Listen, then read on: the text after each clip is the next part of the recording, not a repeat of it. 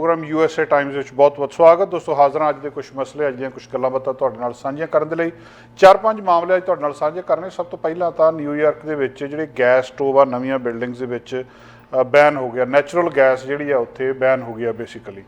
ਦੂਜੀ ਗੱਲਬਾਤ ਆਪਾਂ ਕਰਨੀ ਆ ਡੋਨਲਡ ਟਰੰਪ ਦੇ ਉੱਤੇ ਜਿਹੜੇ ਇੱਕ ਔਰਤ ਨੇ ਇਲਜ਼ਾਮ ਲਾਏ ਸੀ ਕਿ ਉਹਦੇ ਨਾਲ ਸੈਕਸੁਅਲ ਅਸੌਲਟ ਕੀਤਾ ਗਿਆ, ਕੈਰੋਲ ਨੇ, ਉਹਦੀ ਸੁਣਵਾਈ ਹੋਈ ਆ, ਉਹਦੇ ਵਿੱਚ ਕੀ ਹੋਇਆ ਉਹ ਗੱਲਬਾਤ ਕਰਾਂਗੇ। ਅਮਰੀਕਾ ਦੇ ਵਿੱਚ ਇੱਕ ਹੋਰ ਗੱਡੀ ਪਟੜੀ ਤੋਂ ਲੱਥ ਗਈ ਆ, ਪਹਿਲੀ ਵੀ ਚਰਚਾ ਦੇ ਵਿੱਚ ਆ, ਤੁਹਾਨੂੰ ਪਤਾ ਆ। ਤੇ ਇੱਕ ਗੱਲਬਾਤ ਅੱਜ ਆਪਾਂ ਜਿਹੜੀ ਟੈਕਸਸ ਦੇ ਵਿੱਚ ਗੜੇਮਾਰੀ ਹੋਈ ਆ ਉਹਦੇ ਬਾਰੇ ਕਰਨੀ ਆ। ਨੈਚੁਰਲ ਗੈਸ ਬਿਲਡਿੰਗਸ ਦੇ ਵਿੱਚ ਨੁਕਸਾਨ ਕਰਦੀ ਆ।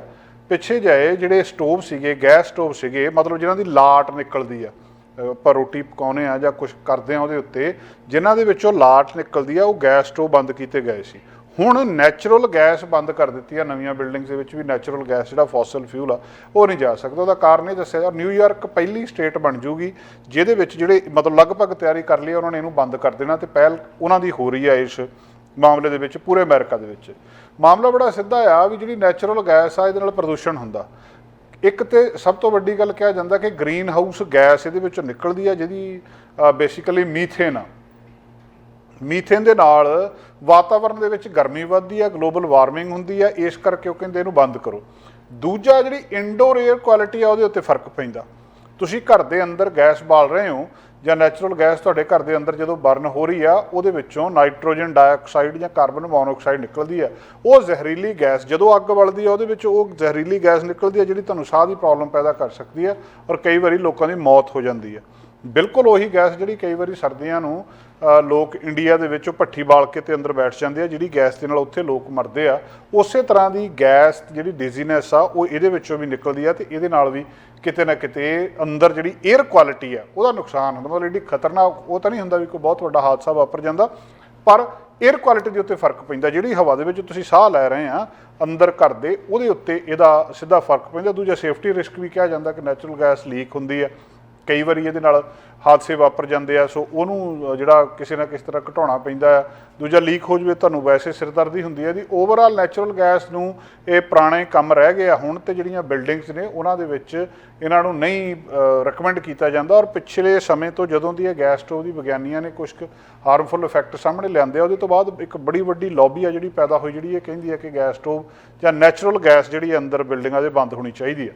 ਤੇ ਹੁਣ ਇਹਨਾਂ ਨੇ ਪਰ ਇਹ ਹੈ ਕਿ ਫੇਸ ਆਊਟ ਇੱਦਾਂ ਨਹੀਂ ਕੀਤਾ ਜਾ ਸਕਦਾ ਤੁਸੀਂ ਸਾਰੀਆਂ ਬਿਲਡਿੰਗਾਂ ਦੇ ਵਿੱਚੋਂ ਬੰਦ ਕਰ ਦਿਓ, ਪਰ ਘੱਟੋ ਘੱਟ ਜਿਹੜੀਆਂ ਨਵੀਆਂ ਬਿਲਡਿੰਗਾਂ ਬਣ ਰਹੀਆਂ ਉਹਦੇ ਵਿੱਚ ਸਾਰਾ ਕੁਝ ਇਲੈਕਟ੍ਰਿਕ ਹੋਣਾ ਚਾਹੀਦਾ।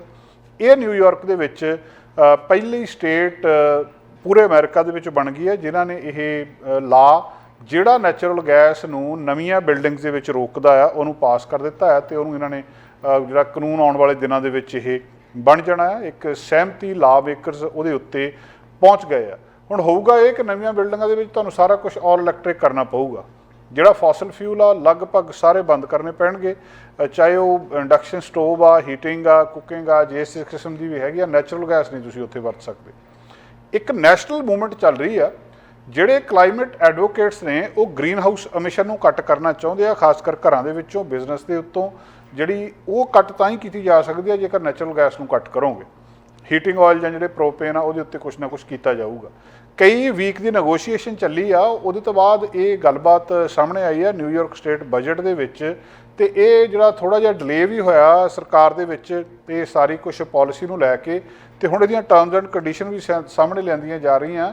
ਜਿਹੜੇ এনवायरमेंट ਐਡਵੋਕੇਟਸ ਨੇ ਉਹ ਕਹਿੰਦੇ ਆ ਵੀ ਗੈਸ ਬੈਨ ਲਗਭਗ 2026 ਤੋਂ ਪੂਰਾ ਇਫੈਕਟਿਵ ਹੋ ਜਾਊਗਾ, ਤੇ ਜਿੰਨੀਆਂ ਨਵੀਆਂ ਬਿਲਡਿੰਗ ਬਣਦੀਆਂ ਆ ਭਾਵੇਂ ਉਹ ਜਿਹੜੀਆਂ 7 ਸਟੋਰੀ ਦੇ ਅੰਡਰ ਦੱਸਦੇ ਆ 2029 ਤੱਕ, ਜਾਂ ਜਿਹੜੀਆਂ ਟਾਲਰ ਬਿਲਡਿੰਗਸ ਹੈਗੀਆਂ ਆ, ਟਾਈਮਲਾਈਨ ਦਿੱਤੀ ਜਾਊਗੀ ਉਹਨਾਂ ਦੇ ਲਈ ਵੀ ਤੁਸੀਂ ਇਹਦੇ ਵਿੱਚ ਨੈਚੁਰਲ ਗੈਸ ਨਹੀਂ ਲਾ ਸਕਦੇ। ਸਟੇਟ ਦੇ ਵਿੱਚ ਬਿਲਡਿੰਗ ਕੋਡ ਆ ਇੱਕ, ਉਹ ਕੋਡ ਰੈਸਟ੍ਰਿਕਟ ਕਰਦਾ ਆ ਜਿਹੜੀ ਨੈਚੁਰਲ ਗੈਸ ਹੁੱਕਅਪਸ ਨੂੰ। ਨਿਊਯਾਰਕ ਪਹਿਲੀ ਸਟੇਟ ਬਣ ਜੂਗੀ ਜਿਹੜੀ ਇਹ ਬੈਨ ਨੂੰ ਅਪਲਾਈ ਕਰੂਗੀ। ਪਹਿਲਾਂ ਇਹਨਾਂ ਨੇ ਜਿਹੜੇ ਵਾਸ਼ਿੰਗਟਨ ਨੇ ਸਭ ਤੋਂ ਪਹਿਲਾਂ ਬਿਲਡਿੰਗ ਕੋਡ ਇਸ ਕਿਸਮ ਦਾ ਯੂਜ਼ ਕੀਤਾ ਸੀ, ਤੇ ਉਹਦੇ ਵਿੱਚ ਮੈਂਡੇਟ ਕੀਤਾ ਸੀ ਆਲ ਇਲੈਕਟ੍ਰਿਕ, ਤੇ ਜਿਹੜੀ ਹੀਟਿੰਗ ਤੇ ਕੂਲਿੰਗ ਆ ਨਵੀਆਂ ਸਿਸਟਮ ਦੇ ਵਿੱਚ। ਤੇ ਇਹ ਸਟੈਪ ਦੇ ਵਿੱਚ ਡਿਵੈਲਪਰਸ ਨੂੰ ਜਿਹੜੇ ਇਲੈਕਟ੍ਰਿਕ ਹੀਟ ਪੰਪ ਇੰਸਟਾਲ ਕਰਨੇ ਜ਼ਰੂਰੀ ਸੀ। ਕੈਲੀਫੋਰਨੀਆ ਵੀ ਯੂਜ਼ ਕਰਦਾ ਹੈ ਬਿਲਡਿੰਗ ਕੋਡ ਜਿਹੜੀ ਇਲੈਕਟ੍ਰੀਫਿਕੇਸ਼ਨ ਆ ਉਹਨੂੰ ਇਨਕਰੇਜ ਕਰਨ ਦੇ ਲਈ। ਗੈਸ ਬੈਨ ਸਪੋਰਟਰ ਸਟੇਟ ਦੇ ਵਿੱਚ ਇਸ ਗੱਲ ਦੇ ਉੱਤੇ ਸਹਿਮਤ ਹੋਏ ਆ ਨਿਊਯਾਰਕ ਸਿਟੀ ਦੇ ਵਿੱਚ ਲਾ 2 ਸਾਲ ਪਹਿਲਾਂ ਵੀ ਪਾਸ ਕੀਤਾ ਗਿਆ ਸੀ, ਜਦੋਂ ਇਹ ਅਮਰੀਕਾ ਦੇ ਵਿੱਚ ਸਭ ਤੋਂ ਵੱਡੀ ਸਿਟੀ ਬਣ ਗਈ ਸੀ ਜਿਹੜੀ ਗੈਸ ਹੀਟ ਨੂੰ ਤੇ ਸਟੋਵ ਨੂੰ ਨਵੀਆਂ ਬਿਲਡਿੰਗ ਦੇ ਵਿੱਚ ਬੰਦ ਕਰਦੀ ਸੀ। ਕਈ ਦਰਜਨਾਂ ਸ਼ਹਿਰ ਇਸ ਗੱਲ ਤੋਂ ਸਾਹਮਣੇ ਆਏ ਸੀ ਤੇ ਉਹਨਾਂ ਨੇ ਇਸ ਤਰ੍ਹਾਂ ਦੇ ਜਿਹੜੇ ਸਟੈਪ ਸੀ ਉਹ ਲਏ ਸੀਗੇ। ਵੈਸਟ ਕੋਸਟ ਦੇ ਵਿੱਚ ਬਰਕਲੇ, ਕੈਲੀਫੋਰਨੀਆ, ਇਹਨਾਂ ਨੇ ਜਾਂ ਵੱਡੇ ਸਿਟੀ ਸੀਗੇ ਜਿਹੜੇ San Francisco, Seattle, Washington DC, ਇਹ ਵੀ ਉਹਦੇ ਵਿੱਚ ਸ਼ਾਮਲ ਸੀ। ਨਿਊਯਾਰਕ ਦੇ ਵਿੱਚ ਸਪੋਰਟਰ ਇਸ ਗੱਲ ਦੀ ਆਸ ਕਰਦੇ ਆ ਕਿ ਇਹ ਮੂਵਮੈਂਟ ਹੋਰ ਤੇਜ਼ ਹੋਊਗੀ ਇਲੈਕਟ੍ਰੀਫਿਕੇਸ਼ਨ ਦੀ, ਤੇ ਇਹਦੇ ਨਾਲ ਵਾਤਾਵਰਨ ਦਾ ਜਿਹੜਾ ਨੁਕਸਾਨ ਹੁੰਦਾ ਉਹ ਘੱਟੋ ਘੱਟ ਬਹੁਤ ਜ਼ਿਆਦਾ ਘਟ ਜਾਊਗਾ ਜਾਂ ਉਸ ਪੱਧਰ ਤੇ ਚਲੇ ਜਾਊਗਾ ਜਿੱਥੇ ਪੱਧਰ ਤੇ ਲਿਆਉਣਾ ਚਾਹੁੰਦੇ ਆ। ਅਸੀਂ ਬਾਰ-ਬਾਰ ਜ਼ਿਕਰ ਕਰਦੇ ਹਾਂ ਆਉਣ ਵਾਲੇ ਸਮੇਂ ਦੇ ਵਿੱਚ ਜਿਹੜੀ ਵਾਤਾਵਰਨ ਦੀ ਖਬਰ ਆ ਇਹ ਪ੍ਰਮੁੱਖ ਖਬਰ ਹੋਇਆ ਕਰਨੀ ਆ। ਅੱਜ ਸਾਡੇ ਕੋਲ ਜਾਂ ਤਾਂ ਜਿਹੜੀਆਂ ਪੋਲੀਟਿਕਸ ਆ ਉਹਦੀ ਖਬਰ ਪ੍ਰਮੁੱਖ ਹੁੰਦੀ ਹੈ, ਜਾਂ ਕਿਤੇ ਕੋਈ ਮਾਰ ਮਰਈਏ ਦੀ ਖਬਰ ਪ੍ਰਮੁੱਖ ਹੁੰਦੀ ਹੈ, ਹਥਿਆਰਾਂ ਦੀ, ਡਰੱਗਸ ਦੀ। ਇਹ ਖਬਰਾਂ ਸਾਰੀਆਂ ਕਿਤੇ ਨਾ ਕਿਤੇ ਪਿੱਛੇ ਚਲੇ ਜਾਣੀਆਂ। ਸਭ ਤੋਂ ਪਹਿਲੀਆਂ ਖਬਰਾਂ ਵਾਤਾਵਰਨ ਨਾਲ ਸੰਬੰਧਿਤ ਹੋਇਆ ਕਰਨੀਆਂ, ਕਿਉਂਕਿ ਵਾਤਾਵਰਨ ਦੀ ਤਬਾਹੀ ਇੰਨੀ ਮੱਚੀ ਆ, ਇੰਨਾ ਜ਼ਿਆਦਾ ਵਾਰਮਿੰਗ ਇੰਨੀ ਜ਼ਿਆਦਾ ਹੋ ਰਹੀ ਆ, ਔਰ ਜਿੰਨਾ ਸਾਰਾ ਕੁਝ ਅਪਸੈਟ ਹੋਇਆ ਆ। ਜਿੱਥੇ ਬਰਫ਼ ਨਹੀਂ ਸੀ ਪੈਂਦੀ ਉੱਥੇ ਬਰਫ਼ ਪੈ ਰਹੀ ਆ, ਜਿੱਥੇ ਗਰਮੀ ਨਹੀਂ ਸੀ ਪੈਂਦੀ ਉੱਥੇ ਗਰਮੀ ਪੈ ਰਹੀ ਆ, ਬਿਮਾਰੀਆਂ ਵੱਧ ਰਹੀਆਂ। ਇਹ ਸਾਰੇ ਕੁਝ ਦੇ ਪਿੱਛੇ ਇੱਕੋ ਇੱਕ ਕਾਰਨ ਦੱਸਿਆ ਜਾ ਰਿਹਾ ਕਿ ਵਾਤਾਵਰਨ ਦੀ ਤਬਾਹੀ। ਤੇ ਵਾਤਾਵਰਨ ਦੀ ਤਬਾਹੀ ਦੇ ਵਿੱਚ ਫੋਸਲ ਫਿਊਲ ਦਾ ਬਹੁਤ ਵੱਡਾ ਯੋਗਦਾਨ ਆ। ਫੋਸਲ ਫਿਊਲ ਜਿਹੜੀ ਗੈਸ ਅਸੀਂ ਵਰਤ ਰਹੇ ਹਾਂ, ਕੋਲਾ, ਹੋਰ ਜਿੰਨੀਆਂ ਵੀ ਚੀਜ਼ਾਂ, ਉਹ ਸਾਰੀਆਂ ਦੀ ਵਰਤੋਂ ਤੇ ਉਹਨੂੰ ਰਿਪਲੇਸ ਕੀਤਾ ਜਾ ਰਿਹਾ। ਚਾਹੇ ਕਾਰਾਂ ਆ, ਉਹਦੇ ਮਾਮਲੇ 'ਚ ਤੁਸੀਂ ਦੇਖ ਲਓ ਵੀ ਇਲੈਕਟ੍ਰਿਕ ਕਾਰਾਂ ਆ ਗਈਆਂ, ਜਿਹੜੇ ਸਟੋਵ ਆ ਉੱਥੇ ਵੀ ਇਲੈਕਟ੍ਰਿਕ ਜਿਹੜੇ ਇਹ ਹੀਟ ਪੰਪਸ ਆ ਗਏ ਆ। ਇਹ ਸਾਰਾ ਕੁਝ ਉਧਰ ਨੂੰ ਹੌਲੀ ਹੌਲੀ ਜਾ ਰਿਹਾ, ਔਰ ਤੇਜ਼ੀ ਦੇ ਨਾਲ ਜਿਹੜੀ এনवायरमेंटल ਪ੍ਰੋਟੈਕਸ਼ਨ ਏਜੰਸੀ ਆ ਜਿੰਨੀ ਤੇਜ਼ੀ ਦੇ ਨਾਲ ਉਹ ਕਹਿੰਦੀ ਆ ਵੀ ਤੁਸੀਂ ਜਾਓ, ਉਨੀ ਤੇਜ਼ੀ ਦੇ ਨਾਲ ਤਾਂ ਨਹੀਂ ਜਾਇਆ ਜਾ ਰਿਹਾ, ਪਰ ਫਿਰ ਵੀ ਕੋਸ਼ਿਸ਼ ਕਰ ਰਹੇ ਆ ਇੱਕ ਇੱਕ ਕਰਕੇ ਕਿ, ਔਰ ਇਹਨਾਂ ਨੂੰ ਲੀਗਲ ਚੈਲੰਜਸ ਬਹੁਤ ਆ। ਹੁਣ ਨਿਊਯਾਰਕ ਨੇ ਫੈਸਲਾ ਕਰਤਾ ਵੀ ਤੁਸੀਂ ਸਾਰੇ ਇਲੈਕਟ੍ਰਿਕ ਸਟੋਵ ਲਾਓ, ਨੈਚੁਰਲ ਗੈਸ ਇੱਥੇ ਨਹੀਂ ਲਿਆ ਸਕਦੇ। ਇਹਨਾਂ ਨੂੰ ਲੀਗਲ ਚੈਲੰਜ ਆਉਣੇ ਆ ਸਾਹਮਣੇ। ਇਸ ਮਹੀਨੇ ਦੇ ਸ਼ੁਰੂ ਦੇ ਵਿੱਚ ਹੀ ਜਿਹੜੀ 9th US ਸਰਕਟ ਕੋਰਟ ਆ, ਕੋਰਟ ਆਫ ਅਪੀਲ ਆ, ਉਹਨਾਂ ਦੇ ਵਿੱਚ ਉਹਨਾਂ ਨੇ ਜਿਹੜਾ ਗੈਸ ਬੈਨ ਸੀ ਉਹਦੇ ਉੱਤੇ ਹੀ ਜਿਹੜਾ ਕੁਛ ਨਾ ਕੁਛ ਹੋ ਗਿਆ ਸੀ ਉਹਨਾਂ ਦਾ ਕਿ ਜਿਹੜੇ ਤੁਸੀਂ ਇਹਨੂੰ ਇਸ ਤਰੀਕੇ ਦੇ ਨਾਲ ਨਹੀਂ ਕਰ ਸਕਦੇ। ਸੋ ਡਿਸੀਜਨ ਜਿਹੜੇ ਆ ਉਹਦੇ ਵਿੱਚ ਆਰਗੂਮੈਂਟਸ ਵੀ ਹੋਣੇ ਆ, ਵਿਰੋਧ ਵੀ ਹੋਣਾ ਆ, ਪਰ ਇਹ ਆ ਕਿ ਅਲਟੀਮੇਟਲੀ ਹੱਲ ਇਹੀ ਆ। ਹੁਣ ਲੋਕ ਤੇ ਵੀ ਰੌਲਾ ਪਾ ਰਹੇ ਕਿ ਤੁਸੀਂ ਬਿਜਲੀ ਦਾ ਸਾਰਾ ਕੁਝ ਕਰੀ ਜਾਂਦੇ, ਤੇ ਬਿਜਲੀ ਕਿੱਥੋਂ ਬਣਦੀ ਆ? ਜੇ ਤਾਂ ਬਿਜਲੀ ਤੁਸੀਂ ਕਿਸੇ ਹੋਰ ਅਲਟਰਨੇਟਿਵ ਸੋਰਸਿਸ ਆਫ એનર્ਜੀ ਦੇ ਨਾਲ ਬਣਾਉਣੇ ਆ, ਵੀ ਐਟੋਮਿਕ ਤੁਹਾਡੇ ਕੋਲ ਸਟੇਸ਼ਨ ਨੇ ਜਾਂ ਨਿਊਕਲੀਅਰ એનર્ਜੀ ਆ, ਉਹ ਵਰਤ ਕੇ ਤੁਸੀਂ ਬਿਜਲੀ ਬਣਾ ਰਹੇ ਹੋ, ਫਿਰ ਤਾਂ ਠੀਕ ਆ। ਪਾਣੀ ਨਾਲ ਬਿਜਲੀ ਬਣਾ ਰਹੇ ਠੀਕ ਆ। ਜੇ ਬਿਜਲੀ ਕੋਲੇ ਤੋਂ ਪੈਦਾ ਕਰ ਰਹੇ ਹੋ, ਗੱਲ ਤਾਂ ਉਹੀ ਰਹਿ ਗਈ। ਨੈਚੁਰਲ ਗੈਸ ਤੁਸੀਂ ਉੱਥੇ ਬਿਲਡਿੰਗ 'ਚ ਜਾ ਕੇ ਬਾਲੀ ਜਾਂਦੇ ਹੋ, ਕੋਲਾ ਤੁਸੀਂ ਪਿੱਛੇ ਬਾਲੀ ਜਾਂਦੇ ਹੋ, ਉਨੀ ਬਿਜਲੀ ਵੀ ਤਾਂ ਜ਼ਿਆਦਾ ਚਾਹੀਦੀ ਆ। ਸੋ ਇਹਦਾ ਕੋਈ ਪੱਕਾ ਪਰਮਾਨੈਂਟ ਹੱਲ ਲੱਭਣ ਦੀ ਕੋਸ਼ਿਸ਼ ਕੀਤੀ ਜਾ ਰਹੀ ਹੈ, ਪਰ ਹੱਲ ਇੱਕੋ ਹੀ ਆ ਵੀ ਫੋਸਲ ਫਿਊਲ ਜਿਹੜਾ ਆ ਉਹਨੂੰ ਬੰਦ ਕੀਤਾ ਜਾਊਗਾ। ਉਹ ਸਾਰੇ ਦਾ ਸਾਰਾ ਬੰਦ ਹੋਣਾ, ਤੇ ਇਹ ਬਿਲਡਿੰਗਸ ਦੇ ਲਈ ਜਿਹੜਾ ਨਵਾਂ ਕੋਡ ਆ ਇਹ ਬਿਨਾਂ ਸ਼ੱਕ ਬਹੁਤ ਸਾਰੇ ਚੈਲੰਜਸ ਆਉਣਗੇ, ਪਰ ਇਹ ਲਾਗੂ ਕਰ ਦਿੱਤਾ ਗਿਆ ਤੇ ਹੌਲੀ ਹੌਲੀ ਅਮਰੀਕਾ ਤੇ ਸਾਰੀ ਦੁਨੀਆ ਦੇ ਵਿੱਚ ਇਹ ਨੈਚੁਰਲ ਗੈਸ ਜਿਹੜੀ ਆ ਉਹਨੂੰ ਬੰਦ ਕਰ ਦਿੱਤਾ ਜਾਣਾ। ਇੱਕ ਔਰਤ ਈਜੀਨ ਕੈਰੋਲ, ਤੁਹਾਨੂੰ ਨਾਂ ਯਾਦ ਹੋਊਗਾ, ਸਾਬਕਾ ਪ੍ਰੈਜ਼ੀਡੈਂਟ ਅਮਰੀਕਾ ਦੇ ਡੋਨਲਡ ਟਰੰਪ, ਉਹਨਾਂ ਦੇ ਉੱਤੇ ਇਲਜ਼ਾਮ ਲਾਏ ਸੀ। ਇਹਨਾਂ ਦਾ ਆਪਸ ਦੇ ਵਿੱਚ ਡਿਸਪਿਊਟ ਚੱਲਦਾ ਸੀ, ਰੌਲਾ ਰੱਪਾ ਇਹਨਾਂ ਦਾ 1990 ਦੇ ਨੇੜੇ ਤੇੜੇ ਦਾ ਸੀ। ਗੱਲਬਾਤ 2019 ਦੇ ਵਿੱਚ ਸਾਹਮਣੇ ਆਈ ਸੀ। 2019 ਦੇ ਵਿੱਚ ਈਜੀਨ ਕੈਰੋਲ ਇੱਕ ਸਾਬਕਾ ਐਡਵਾਈਸ ਇਕੋਨੋਮਿਸਟ, ਇੱਕ ਮੈਗਜ਼ੀਨ ਦੇ ਲਈ ਉਹਨੇ ਆਪਣੀ ਇੱਕ ਬਹੁਤ ਪ੍ਰਸਿੱਧ ਕਿਤਾਬ ਜਿਹੜੀ ਛਾਪੀ ਸੀ ਉਦੋਂ, what do we need man for a modest proposal, ਉਹਦੀ ਕਿਤਾਬ ਸੀਗੀ। ਉਹ ਕਿਤਾਬ ਬਹੁਤ ਪਪੂਲਰ ਹੋਈ ਸੀ, ਵਿਕੀ ਬਹੁਤ ਸੀ। ਉਹਦਾ ਕਾਰਨ ਕੀ ਸੀ? ਉਹਦੇ ਵਿੱਚ ਉਹਨੇ ਇਹ ਕਿਹਾ ਸੀ ਕਿ ਜਿਹੜਾ ਡੋਨਲਡ ਟਰੰਪ ਆ ਉਹਨੇ ਉਹਦੇ ਨਾਲ ਰੇਪ ਕੀਤਾ ਇੱਕ ਡਰੈਸਿੰਗ ਰੂਮ ਦੇ ਵਿੱਚ, ਡਿਪਾਰਟਮੈਂਟਲ ਸਟੋਰ ਦੇ ਵਿੱਚ 90s ਦੇ ਅੱਧ ਵਿਚਕਾਰ ਜਿਹੜੇ ਸਾਲ ਸੀਗੇ, 94-95 ਦੇ ਨੇੜੇ ਤੇੜੇ। ਕੈਰੋਲ ਨੇ ਇਹ ਕਿਹਾ ਸੀ ਕਿ ਅਸੌਲਟ ਹੋਇਆ ਸੀ ਉੱਥੇ ਮੇਰੇ ਨਾਲ, ਜਦੋਂ ਟਰੰਪ ਉੱਥੇ ਸ਼ਾਪਿੰਗ ਦੇ ਲਈ ਆਇਆ ਸੀ ਤੇ ਨਿਊਯਾਰਕ ਸ਼ਹਿਰ ਦੀ ਉਹਨੇ ਗੱਲ ਦੱਸੀ ਸੀ ਤੇ ਸਿੱਧਾ ਇਲਜ਼ਾਮ ਲਾ ਦਿੱਤਾ ਸੀ ਉਹਦੇ ਉੱਤੇ ਵੀ ਉਹਨੇ ਉਹਦੇ ਨਾਲ ਸੈਕਸੁਅਲ ਅਸੌਲਟ ਕੀਤਾ, ਜ਼ਬਰਦਸਤੀ ਜਿਹੜਾ ਉਹਨੇ ਉਹਦੇ ਨਾਲ ਕੀਤੀ। ਟਰੰਪ ਨੇ ਉਦੋਂ, ਡੋਨਲਡ ਟਰੰਪ ਨੇ ਡਿਨਾਈ ਕਰ ਦਿੱਤਾ ਵੀ ਇਹ ਐਲੀਗੇਸ਼ਨ ਗਲਤ ਆ, ਮੈਂ ਤਾਂ ਇਸ ਔਰਤ ਨੂੰ ਕਦੇ ਮਿਲਿਆ ਹੀ ਨਹੀਂ। ਇੱਕ ਫੋਟੋਗ੍ਰਾਫੀ ਸੀਗੀ ਜਿਹੜੀ ਬਾਅਦ ਦੇ ਵਿੱਚ ਦਿਖਾਈ ਗਈ ਸੀ ਉਹਨਾਂ ਦੀ ਇਕੱਠਿਆਂ ਦੀ। ਟਰੰਪ ਨੇ ਇਹ ਕਿਹਾ ਸੀ ਕਿ ਇਹ ਕਲੇਮ ਫੇਕ ਨਿਊਜ਼ ਆ ਤੇ ਇਹਨੇ ਆਪਣੀ ਇਹ ਕਿਤਾਬ ਵੇਚਣੀ ਆ, ਇਸ ਕਰਕੇ ਪਬਲਿਸਿਟੀ ਚਾਹੁੰਦੀ ਆ ਤੇ ਇਸ ਕਰਕੇ ਇਹਨਾਂ ਮੇਰਾ ਨਾਂ ਲਾ ਦਿੱਤਾ।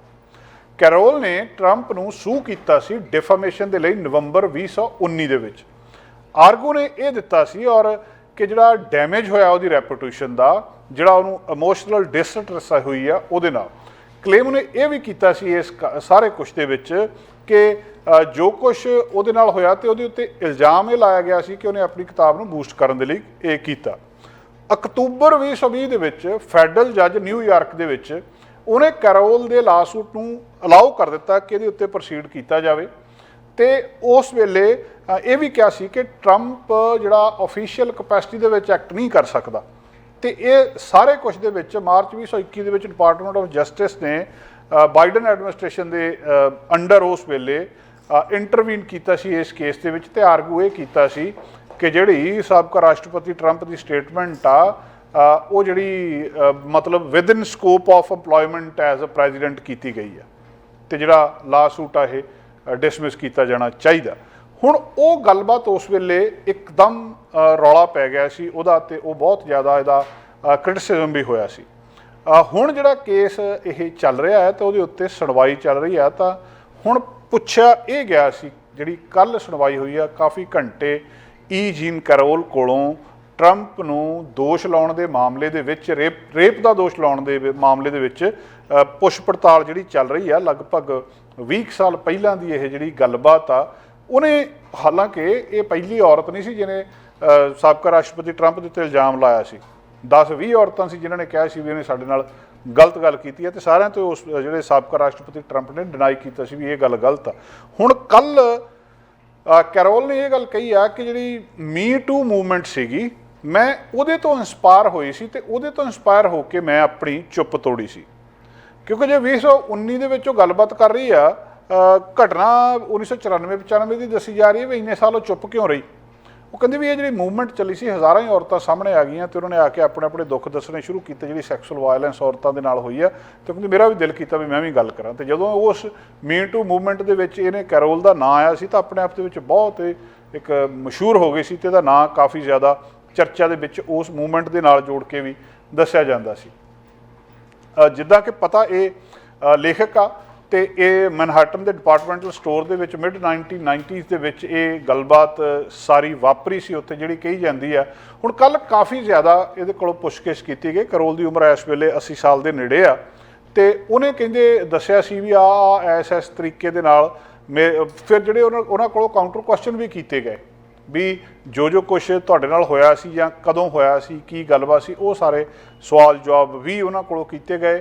ਇੱਕ ਵਾਰੀ ਫਿਰ ਜੀਨ ਕੈਰੋਲ ਚਰਚਾ ਦੇ ਵਿੱਚ ਆ, ਸਾਬਕਾ ਰਾਸ਼ਟਰਪਤੀ ਟਰੰਪ ਚਰਚਾ ਦੇ ਵਿੱਚ ਆ, ਇਹ ਕੇਸ ਚਰਚਾ ਦੇ ਵਿੱਚ ਆ ਤੇ ਇਹ ਕੇਸ ਦੇ ਨਾਲ ਹੁਣ ਅੱਗੇ ਕੀ ਬਣਦਾ ਆ ਇਹਦਾ ਕਿੱਧਰਲੇ ਪਾਸੇ ਨੂੰ ਨਤੀਜਾ ਜਾਂਦਾ ਇਹਦਾ ਹੁਣ ਟਰੰਪ ਦੇ ਸਾਬਕਾ ਰਾਸ਼ਟਰਪਤੀ ਡੋਨਲਡ ਟਰੰਪ ਦੇ ਅਕਸ ਦੇ ਉੱਤੇ ਉਹਦੇ ਇਮੇਜ ਦੇ ਉੱਤੇ ਕੀ ਅਸਰ ਪੈਂਦਾ ਆ, ਫੈਸਲਾ ਕਿਹੜੇ ਪਾਸੇ ਨੂੰ ਜਾਂਦਾ ਆ, ਇਹ ਬਹੁਤ ਸਾਰੇ ਸਵਾਲ ਨੇ। ਔਰ ਉਹਨੇ ਕਿਹਾ ਕਿ ਸਾਨੂੰ ਔਰਤਾਂ ਨੂੰ ਅੱਗੇ ਆਉਣਾ ਚਾਹੀਦਾ ਕਿ ਜਿਸ ਤਰੀਕੇ ਦੇ ਨਾਲ ਸਾਡੇ ਨਾਲ ਜੋ ਕੁਛ ਹੋਇਆ ਆ ਉਹਦੇ ਉੱਤੇ ਚੁੱਪ ਨਹੀਂ ਰਹਿਣਾ ਚਾਹੀਦਾ ਤੇ ਜਿਹੜੀ ਬੈਕ ਐਂਡ ਫੋਰਥ ਉੱਥੇ ਜਿੰਨੇ ਕੁਐਸਚਨ ਹੋਏ ਆ ਉਹਦੇ ਵਿੱਚ ਕਾਫੀ ਜ਼ਿਆਦਾ ਜਿਹੜੀ ਸੀਗੀ ਮਤਲਬ ਬਹੁਤ ਕੁਛ ਉਹਨਾਂ ਨੂੰ ਪੁੱਛਿਆ ਗਿਆ ਕਿ ਜਿਹੜਾ ਮਤਲਬ ਇੱਕ ਉਸ ਘਟਨਾ ਦੀ ਬਰੀਕ ਤੋਂ ਬਰੀਕ ਲੈ ਡਿਟੇਲ ਜਿਹੜੀ ਆ ਉਹ ਵੀ ਇਹਨਾਂ ਕੋਲੋਂ ਪੁੱਛੀ ਗਈ ਇਸ ਟੈਸਟੀਮਨੀ ਦੇ ਵਿੱਚ ਤੇ ਉਹਦੇ ਤੋਂ ਬਾਅਦ ਹੁਣ ਅੱਗੇ ਕਾਰਵਾਈ ਜਿਹੜੀ ਹਜੇ ਤੱਕ ਜਾਰੀ ਆ। ਬਹੁਤ ਪੁਰਾਣਾ ਕੇਸ ਉਸ ਵੇਲੇ ਵੀ ਚਰਚਾ ਦੇ ਵਿੱਚ ਆਇਆ ਸੀ।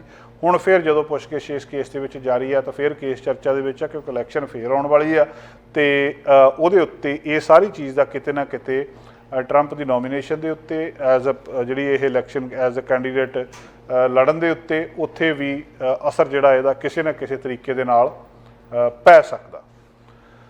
ਅਗਲੀ ਗੱਲਬਾਤ ਦੋਸਤੋ ਇੱਕ ਟ੍ਰੇਨ ਡੀਰੇਲਮੈਂਟ ਬਾਰੇ ਆ। ਟ੍ਰੇਨ ਡੀਰੇਲ ਹੋਈ ਆ BNSF ਫਰੇਟ ਟ੍ਰੇਨ ਕੱਲ੍ਹ ਵੀਰਵਾਰ ਨੂੰ ਸਾਊਥ ਵੈਸਟਰਨ ਵਿਸਕੌਨਸਨ ਦੇ ਵਿੱਚ ਪਟੜੀ ਤੋਂ ਲੱਥ ਗਈ। 4 ਕ੍ਰਿਊ ਮੈਂਬਰ ਜ਼ਖਮੀ ਹੋਏ ਆ। 2 ਜਣੇ ਜਿਹੜੇ 2 ਕੰਟੇਨਰ ਆ ਉਹ ਉੱਥੇ ਜਿਹੜਾ ਦਰਿਆ ਆ ਮਿਸੀਸਿਪੀ ਰਿਵਰ ਆ ਉਹਦੇ ਵਿੱਚ ਡਿੱਗ ਪਏ ਪਰ ਦੱਸਦੇ ਆ ਕਿ ਇਹਦੇ ਨਾਲ ਇਨਵਾਇਰਮੈਂਟਲ ਡੈਮੇਜ ਕੋਈ ਨਹੀਂ ਹੋਇਆ, ਵਾਤਾਵਰਨ ਦਾ ਨੁਕਸਾਨ ਕੋਈ ਨਹੀਂ ਹੋਇਆ। ਜਿਹੜੇ ਅਫੀਸ਼ੀਅਲਸ ਨੇ ਉਹਨਾਂ ਨੇ ਇਹ ਕਿਹਾ ਵੀ ਆਹ ਡੱਬੇ ਲੱਥ ਗਏ ਸੀ, ਆਹ ਡੱਬੇ ਪਾਣੀ ਦੇ ਵਿੱਚ ਦਰਿਆ ਦੇ ਵਿੱਚ ਡਿੱਗ ਪਏ, ਆਹ 4 ਬੰਦੇ ਜ਼ਖਮੀ ਹੋਇਆ, ਨੁਕਸਾਨ ਕੋਈ ਨਹੀਂ ਹੋਇਆ, ਵਾਤਾਵਰਨ ਦਾ ਨੁਕਸਾਨ ਇਹਦੇ ਵਿੱਚ ਕੁਛ ਨਹੀਂ ਹੋਇਆ। ਇਹ ਗੱਲ ਲੋਕ ਮੰਨ ਲੈਂਦੇ ਪਰ ਇਹੀ ਕੁਛ ਥੋੜ੍ਹਾ ਸਮਾਂ ਪਹਿਲਾਂ ਹੋਇਆ ਸੀ। ਤੁਹਾਨੂੰ ਯਾਦ ਹੋਊਗਾ ਓਹਾਇਓ ਜਿਹੜੀ ਟ੍ਰੇਨ ਡਿਰੇਲਮੈਂਟ ਆ ਫਰਵਰੀ ਦੇ ਵਿੱਚ ਹੋਈ ਸੀ ਤੇ ਉਹਦੇ ਤੋਂ ਬਾਅਦ 150 ਕਾਰ ਫਰੇਟ ਜਿਹੜੀ ਸੀਗੀ ਜਿਹਦੇ ਵਿੱਚ ਟੌਕਸਿਕ ਕੈਮੀਕਲ ਸੀਗੇ ਕਰੈਸ਼ ਹੋ ਗਈ ਸੀ ਟਰੈਕ ਦੇ ਉੱਤੇ ਈਸਟ ਪੈਲਸਟਾਈਨ ਦੇ ਵਿੱਚ ਤੇ ਕਈ ਦਰਜਨਾਂ ਜਿਹੜੇ, ਔਰ ਇਹਦੇ ਨਾਲ ਲੱਗਦੇ ਕਈ ਦਰਜਨਾਂ ਰੇਲ ਐਕਸੀਡੈਂਟ ਇਹ ਤੋਂ ਪਹਿਲਾਂ ਹੋ ਚੁੱਕੇ ਸੀਗੇ, ਇਕੱਲਾ ਇਹੀ ਨਹੀਂ ਸੀ। ਉਸ ਵੇਲੇ ਸਰਕਾਰ ਇਹ ਕਹਿੰਦੀ ਸੀ ਵੀ ਕੋਈ ਗੱਲ ਨਹੀਂ ਆ ਜੀ, ਸਿੱਧਾ ਜਿਹਾ ਐਕਸੀਡੈਂਟ ਆ, ਟ੍ਰੇਨ ਦੇ ਜਿਹੜੇ ਡੱਬੇ ਆ ਉਹ ਪਟੜੀ ਤੋਂ ਲੱਥ ਗਏ ਆ ਤੇ ਕੁਝ ਨਹੀਂ ਹੋਇਆ, ਕੋਈ ਵਾਤਾਵਰਨ ਕਿਸੇ ਦਾ ਕੋਈ ਨੁਕਸਾਨ ਨਹੀਂ ਹੋਇਆ, ਤੇ ਉਹਨਾਂ ਨੇ ਪਟੜੀ ਸਿੱਧੀ ਕਰਕੇ ਟ੍ਰੇਨ ਫੇਰ ਚਲਾ ਦਿੱਤੀ।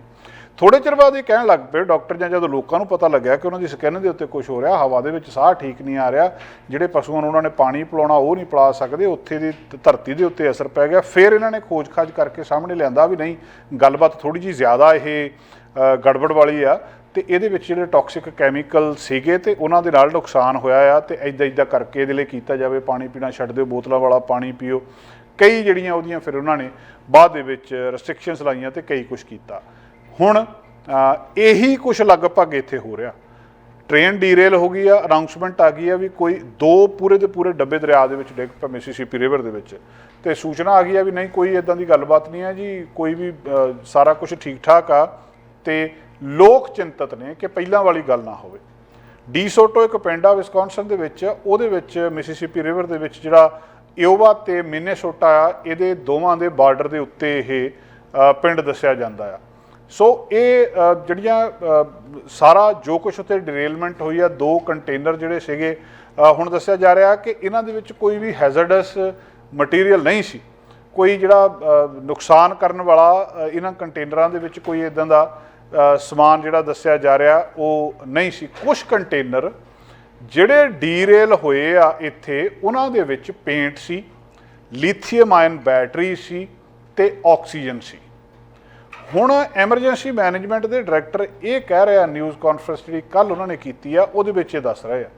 ਹੁਣ ਇਹ ਵੀ ਕਹਿ ਰਹੇ ਆ ਕਿ ਇਸ ਮਟੀਰੀਅਲ ਦੇ ਨਾਲ ਆਮ ਲੋਕਾਂ ਦੇ ਉੱਤੇ ਕੋਈ ਅਸਰ ਨਹੀਂ ਪੈਂਦਾ, ਕਿਉਂਕਿ ਇਹ ਲੈਂਡ ਦੇ ਉੱਤੇ ਹੀ ਰਹਿ ਜਾਂਦਾ, ਇਹਦੇ ਨਾਲ ਨੁਕਸਾਨ ਕੋਈ ਨਹੀਂ ਹੁੰਦਾ। 4 ਜਣੇ ਜਿਹੜੇ ਕਰਿਊ ਦੇ ਮੈਂਬਰ ਸੀਗੇ, ਉਹਨਾਂ ਨੂੰ ਉੱਥੋਂ ਟਰਾਂਸਪੋਰਟ ਕੀਤਾ ਗਿਆ ਹਸਪਤਾਲ ਦੇ ਵਿੱਚ, ਮੈਡੀਕਲ ਇਵੈਕੂਏਸ਼ਨ ਕੀਤੀ ਗਈ। ਇੰਜਰੀਜ਼ ਕੀ ਆ ਹਜੇ ਤੱਕ ਪਤਾ ਨਹੀਂ ਲੱਗਾ ਉਹਨਾਂ ਨੂੰ। ਡਿਰੇਲਮੈਂਟ ਦਾ ਕਾਜ਼, ਗੱਡੀ ਜਿਹੜੀ ਆ ਪਟੜੀ ਤੋਂ ਕਿਉਂ ਲੱਥੀ ਇਹ ਨਹੀਂ ਪਤਾ ਲੱਗਿਆ। ਪਿਛਲੀ ਟ੍ਰੇਨ ਦੀ ਵੀ ਹਜੇ ਤੱਕ ਜਿਹੜੀ ਖੋਜਬੀਨ ਚੱਲ ਰਹੀ ਆ। ਜਿਹੜੇ ਨੇੜੇ ਤੇੜੇ ਕੈਮਰੇ ਸੀਗੇ ਉਹਨਾਂ ਦੀ ਫੁਟੇਜ ਲੈ ਕੇ ਦੇਖੀ ਜਾ ਰਹੀ ਵੀ ਕਿੱਥੋਂ ਕੁ ਥੱਲੇ ਕੋਈ ਚੰਗਿਆੜੇ ਨਿਕਲਣੇ ਸ਼ੁਰੂ ਹੋਏ ਤੇ ਕਿੱਥੇ ਕੁ ਇਹ ਥੱਲੇ ਹੋਈ ਸੀਗੀ। ਇੱਕ ਸੈਕਸ਼ਨ ਸਟੇਟ ਹਾਈਵੇ 35 ਦਾ ਬੰਦ ਕੀਤਾ ਗਿਆ। ਅਫੀਸ਼ੀਅਲ ਦੱਸਦੇ ਆ ਕਿ ਇਹ ਨਹੀਂ ਪਤਾ ਉਹਦੇ ਵਿੱਚ ਕਿ ਇਹ ਰੋਡ ਕਦੋਂ ਓਪਨ ਕੀਤਾ ਜਾਣਾ, ਜਿਹੜੀ ਆਖਰੀ ਸਾਡੇ ਤੱਕ ਖਬਰ ਸੀ ਉਦੋਂ ਤੱਕ। 2 ਜਿਹੜੀਆਂ ਕਾਰਾਂ ਸੀਗੀਆਂ ਰਿਵਰ ਬੈਂਕ ਦੇ ਉੱਤੇ, ਉਹਨੂੰ ਸਿਕਿਉਰ ਕਰ ਲਿਆ ਜਿਹੜੇ ਕਰਿਊ ਸੀਗੇ ਉਹਨਾਂ ਨੇ, ਤੇ ਹੁਣ ਇਹਦੇ ਉੱਤੇ ਅੱਗੇ ਦੇਖਿਆ ਜਾ ਰਿਹਾ ਕਿ ਕੀ ਇਹਦੇ ਵਿੱਚ ਸੀਗਾ। ਆਕਸੀਜਨ ਸਿਲੰਡਰ ਜਿਹੜੇ ਆ ਟ੍ਰੇਨ ਦੇ ਵਿੱਚ, ਉਹ ਉਹਦੇ ਨਾਲ ਕਹਿੰਦੇ ਨੁਕਸਾਨ ਤਾਂ ਇੱਦਾਂ ਦਾ ਕੋਈ ਨਹੀਂ, ਪਰ ਉਹ ਜਿਹੜੇ ਆ ਐਕਸਪਲੋਡ ਹੋ ਸਕਦੇ ਆ, ਉਹਦੇ ਨਾਲ ਰਿਸਕ ਹੋ ਸਕਦਾ ਸੀ, ਪਰ ਉਹਦੇ ਬਾਰੇ ਬਹੁਤੇ ਕੰਸਰਨ ਨਹੀਂ ਹੈ ਇਸ ਚੀਜ਼ ਬਾਰੇ। ਸੋ ਕੋਈ ਵੀ ਕੰਟੇਨਰ ਜਿਹੜਾ ਆ ਪਾਣੀ ਦੇ ਵਿੱਚ ਡਿੱਗਿਆ, ਉਹਦੇ ਵਿੱਚ ਲਿਥੀਅਮ ਆਇਨ ਬੈਟਰੀ ਜਿਹੜੀਆਂ ਆ ਉਹ ਨਹੀਂ ਸੀ। ਜਿਹੜੀਆਂ ਬਹੁਤ ਜ਼ਿਆਦਾ ਐਕਸਪਲੋਸਿਵ ਨੇ, ਲਿਥੀਅਮ ਆਇਨ ਬੈਟਰੀ ਪਾਣੀ ਦੇ ਵਿੱਚ ਡਿੱਗ ਪਈਆਂ, ਉੱਥੇ ਧਮਾਕਾ ਹੋਣਾ ਸੀ ਪਾਣੀ ਨਾਲ ਇੰਟਰੈਕਸ਼ਨ ਹੋਣ ਤੋਂ ਬਾਅਦ। ਇਹ ਗੱਲਬਾਤ ਦੱਸੀ ਗਈ ਆ। ਹੁਣ ਲੋਕਾਂ ਨੂੰ ਤਾਂ ਇਹ ਵੀ ਅਮਰੀਕਾ ਦੇ ਵਿੱਚ ਫਿਕਰ ਪਿਆ ਵੀ ਤੁਹਾਡੇ ਪਿੱਛੇ ਦੀ ਜਿਹੜੀ ਗੱਡੀ ਲੰਘਦੀ ਆ ਇਹ ਸੇਫ ਵੀ ਹੈਗੇ ਆ ਤੁਸੀਂ ਕਿ ਨਹੀਂ। ਕਈ ਘਰਾਂ ਦੇ ਨੇੜੇ ਦੀ ਟ੍ਰੇਨ ਜਾਂਦੀ ਹੈ ਤੇ ਉਹ ਟ੍ਰੇਨ ਦੇ ਵਿੱਚ ਆਮ ਤੌਰ ਦੇ ਉੱਤੇ ਕੋਈ ਸਵਾਰੀਆਂ ਨਹੀਂ, ਉਹਦੇ ਵਿੱਚ ਤਾਂ ਜ਼ਿਆਦਾ ਤੌਰ ਦੇ ਉੱਤੇ ਜਿਹੜਾ ਸਮਾਨ ਢੋਇਆ ਜਾਂਦਾ, ਤੇ ਸਮਾਨ ਕਈ ਵਾਰੀ ਕੈਮੀਕਲ ਹੁੰਦੇ ਆ। ਉਹ ਕੈਮੀਕਲ ਫਿਰ ਜਿੱਧਰ ਦੀ ਲੰਘ ਜਾਂਦੇ ਆ ਉਧਰ ਕਿਤੇ ਨਾ ਕਿਤੇ ਉਹ ਵਾਤਾਵਰਨ ਦੇ ਵਿੱਚ, ਉੱਥੇ ਹਵਾ ਦੇ ਵਿੱਚ ਗੈਸ ਨੂੰ ਛੱਡਦੇ ਆ। ਉਹਦੇ ਜਿਹੜੇ ਫਿਊਮਸ ਨੇ ਉਹ ਕਿਤੇ ਨਾ ਕਿਸੇ ਤਰੀਕੇ ਦੇ ਨਾਲ ਜਾਂਦੇ ਆ, ਤੇ ਜਿਹੜਾ ਉਹ ਲਗਾਤਾਰ ਲੰਘੀ ਜਾਣੀ ਆ ਟ੍ਰੇਨ, ਜਿਹੜਾ ਬੰਦਾ ਪੱਕਾ ਉੱਥੇ ਰਹਿੰਦਾ ਉਹਨੂੰ ਇਹਦਾ ਨੁਕਸਾਨ ਹੋਣਾ ਕੁਦਰਤੀ ਹੈ। ਸੋ ਇਹ ਇੱਕ ਵਾਰੀ ਸਵਾਲ ਫਿਰ ਇਸ ਟ੍ਰੇਨ ਡਿਰੇਲਮੈਂਟ ਤੋਂ ਬਾਅਦ ਲੋਕਾਂ ਦੇ ਸਾਹਮਣੇ ਆਇਆ ਆ। ਜਿਹੜਾ BNSF ਆ, ਇਹ ਜਿਹੜਾ ਆਪਰੇਟ ਕਰਦੀ ਆ ਬਹੁਤ ਵੱਡਾ ਫਰੇਟ ਰੇਲਰੋਡ ਨੈਟਵਰਕ ਪੂਰੇ ਨਾਰਥ ਅਮਰੀਕਾ ਦੇ ਵਿੱਚ, ਇਹ ਕੰਮ ਕਰ ਰਹੀ ਹੈ ਕਿ ਜਿਹੜੀਆਂ ਪਾਣੀ ਦੇ ਵਿੱਚੋਂ ਡਿੱਗੀਆਂ ਆ ਬੋਗੀਆਂ, ਡੱਬੇ ਡਿੱਗੇ ਆ, ਉਹਨੂੰ ਕਿਸੇ ਨਾ ਕਿਸੇ ਤਰ੍ਹਾਂ ਬਾਹਰ ਕੱਢਿਆ ਜਾਵੇ, ਤੇ ਜਿਹੜਾ ਜੇ ਉੱਥੇ ਕੋਈ ਉੱਦਾਂ ਦਾ ਮਟੀਰੀਅਲ ਆ ਤਾਂ ਉਹਦੇ ਬਾਰੇ ਵੀ ਦੇਖਿਆ ਜਾਵੇ, ਜਾਂ ਉਹਦਾ ਕੀ ਕਰਨਾ ਉਹ ਵੀ ਦੇਖਿਆ ਜਾਵੇ। ਜਿਹੜਾ ਮਿਸੀਸਿਪੀ ਰਿਵਰ ਆ, ਬਹੁਤ ਸਾਰੀਆਂ ਕਮਿਊਨਿਟੀਜ਼ ਦੇ ਵਿੱਚ ਦੀ ਲੰਘਦਾ ਆ, ਅਪਰ ਮਿਡ ਵੈਸਟ ਤੋਂ ਲੈ ਕੇ ਤੇ ਦੂਜੇ ਪਾਸੇ ਤੱਕ, ਤੇ ਉਹਦੇ ਨਾਲ ਫਿਰ ਹੁਣ ਗੱਲਬਾਤ ਉਹ ਵੀ ਦੇਖੀ ਜਾ ਰਹੀ ਆ। ਜਿਹੜਾ ਕੰਸਰਨ ਆ ਟ੍ਰੇਨ ਡਿਰੇਲਮੈਂਟ ਦਾ, ਉਹ ਜ਼ਿਆਦਾ ਹੋ ਗਿਆ ਫਰੇਟ ਟ੍ਰੇਨ ਦਾ, ਜਿਹੜੇ ਵਿੱਚ 1 ਲੱਖ ਤੋਂ ਜ਼ਿਆਦਾ ਗੈਲਨ ਕੈਮੀਕਲ ਜਿਹੜਾ ਕਿ ਖਤਰਨਾਕ ਆ ਉਹ ਲੈ ਕੇ ਜਾ ਰਿਹਾ। ਤੇ ਈਸਟ ਪੈਲਸਟਾਈਨ ਹਾਇਓ ਦੇ ਵਿੱਚ ਫਰਵਰੀ ਦੇ ਵਿੱਚ ਟ੍ਰੇਨ ਡਿਰੇਲ ਹੋ ਗਈ ਸੀ। ਬਹੁਤੀਆਂ ਜਿਹੜੀਆਂ ਟ੍ਰੇਨ ਸੀਗੀਆਂ ਉਹਦੇ ਵਿੱਚ ਇੱਕ ਕੈਮੀਕਲ ਵਿਨਾਈਲ ਕਲੋਰਾਈਡ ਦੱਸਦੇ ਆ, ਜਿਹੜਾ ਫਿਰ ਐਮਰਜੈਂਸੀ ਰਿਸਪੋਂਡੈਂਟ ਉੱਥੇ ਆਏ ਸੀ ਤੇ ਉਹਨਾਂ ਨੇ ਆ ਕੇ ਉਹਨੂੰ ਸਾਰੇ ਕੁਛ ਨੂੰ ਕੀਤਾ ਸੀਗਾ। ਉਹ ਟ੍ਰੇਨ ਜਿਹੜੀ ਆ ਉਹ ਨਾਰਫੋਕ ਸੋਲੂਸ਼ਨਸ ਦੁਆਰਾ ਆਪਰੇਟ ਕੀਤੀ ਜਾਂਦੀ ਸੀ। ਐਟਲਾਂਟਾ ਬੇਸਡ ਇੱਕ ਰੇਲਵੇ ਕੰਪਨੀ ਆ ਜਿਹੜੀ ਆਪਰੇਟ ਕਰਦੀ ਆ ਈਸਟਰਨ ਯੂਨਾਈਟਿਡ ਸਟੇਟਸ ਦੇ ਵਿੱਚ। ਪਿਛਲੇ ਮਹੀਨੇ BNSF ਟ੍ਰੇਨਸ ਮਿਨੀਸੋਟਾ ਤੇ ਐਰੀਜ਼ੋਨਾ ਦੇ ਵਿੱਚ ਵੀ ਲੀਹ ਤੋਂ ਲੱਥੀਆਂ ਸੀ। ਦੋਵਾਂ ਦੇ ਵਿੱਚ ਕੋਈ ਇੰਜਰੀ ਨਹੀਂ ਸੀ ਹੋਈ ਜਾਂ ਕੋਈ ਇਨਵਾਇਰਮੈਂਟਲ ਡੈਮੇਜ ਨਹੀਂ ਹੋਇਆ ਸੀ। ਜਿੱਥੇ ਟ੍ਰੇਨ ਦੇ ਐਕਸੀਡੈਂਟ ਦੇ ਵਿੱਚ ਸਭ ਤੋਂ ਵੱਡਾ ਖਤਰਾ ਜਿਹੜਾ ਜਾਨ ਦਾ ਹੁੰਦਾ ਆ, ਦੂਜਾ ਸਭ ਤੋਂ ਵੱਡਾ ਖਤਰਾ ਇਹਦਾ ਜਿਹੜਾ ਉਹ ਇਹ ਹੁੰਦਾ ਕਿ ਕੀ ਇਹਨੇ ਵਾਤਾਵਰਣ ਦੇ ਵਿੱਚ ਕੋਈ ਨੁਕਸਾਨ ਤਾਂ ਨਹੀਂ ਕੀਤਾ, ਕਿਉਂਕਿ ਜੇ ਕੋਈ ਉੱਦਾਂ ਦਾ ਕੈਮੀਕਲ ਪਾਣੀ ਦੇ ਵਿੱਚ ਡਿੱਗ ਪਿਆ ਤੇ ਪਾਣੀ ਦੇ ਨਾਲ ਥੱਲੇ ਚਲੇ ਗਿਆ ਤੇ ਪੂਰੀ ਦੀ ਪੂਰੀ ਲੈਂਡ ਦੇ ਵਿੱਚ ਇਹ ਨਹੀਂ ਹੈ ਕਿ ਉਹ 2-4 ਦਿਨਾਂ ਦੇ ਵਿੱਚ ਠੀਕ ਹੋ ਜਾਂਦਾ। ਕਈ ਵਾਰੀ ਕਈ ਸਾਲ ਉਹਦਾ ਅਸਰ ਵਾਤਾਵਰਣ ਦੇ ਵਿੱਚ ਜਾਂ ਉਸ ਦਰਿਆ ਦੇ ਵਿੱਚ ਜਾਂ ਉਸ ਪਾਣੀ ਦੇ ਵਿੱਚ, ਉਸ ਧਰਤੀ ਦੇ ਵਿੱਚ ਰਹਿੰਦਾ ਹੈ। ਦੋਸਤੋ, ਦੇ ਨਾਲ ਅੱਜ ਦਾ ਪ੍ਰੋਗਰਾਮ ਆਪਾਂ ਇੱਥੇ ਸਮਾਪਤ ਕਰਦੇ ਤੇ ਸੋਮਵਾਰ ਫਿਰ ਤੁਹਾਡੇ ਨਾਲ ਦੁਬਾਰਾ ਗੱਲਬਾਤ ਕਰਾਂਗੇ ਸੋਮਵਾਰ ਦੇ ਕੁਝ ਨਵੇਂ ਮੁੱਦਿਆਂ ਨਾਲ। ਹੁਣ ਤੁਸੀਂ ਦੇਖ ਸਕਦੇ ਹੋ ਗਲੋਬਲ ਪੰਜਾਬ ਟੀਵੀ ਨੂੰ ਡਾਊਨਲੋਡ ਕਰੋ ਸਾਡੀ ਐਪ ਐਂਡਰੋਇਡ ਜਾਂ iOS ਤੇ ਫ੍ਰੀ ਵਿੱਚ, roku ਅਤੇ Amazon Fire TV ਤੇ ਜਾਂ Apple TV ਤੇ। ਨਾਲ ਹੀ ਦੇਖ ਸਕਦੇ ਹੋ ਲਾਈਵ ਸਟ੍ਰੀਮਿੰਗ www.globalpunjabtv.com ਤੇ।